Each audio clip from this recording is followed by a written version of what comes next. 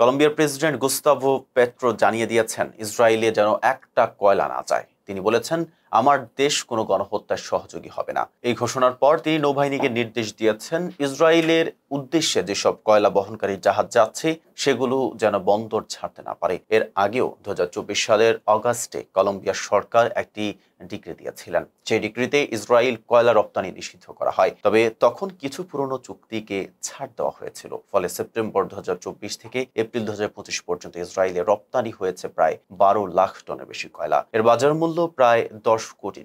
এই তথ্য সামনে আসতেই প্রেসিডেন্ট পেট্রো ক্ষুব্ধ প্রতিক্রিয়া জানান।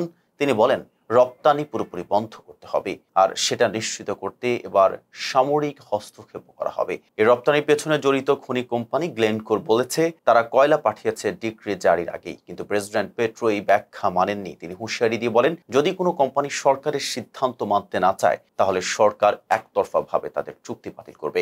স্পষ্ট ভাষায় বলেন, কলম্বিয়ার ভূমি কখনোই মানবতার বিরুদ্ধে অপরাধে ব্যবহৃত হতে পারে না। ইসরায়েলের গাজায় চলমান অভিযানকে তিনি গণহত্যা হিসেবে উল্লেখ করেন এবং বলেন, আমরা ইতিহাসের ঠিক পাশে থাকব, ভুল পাশে নয়।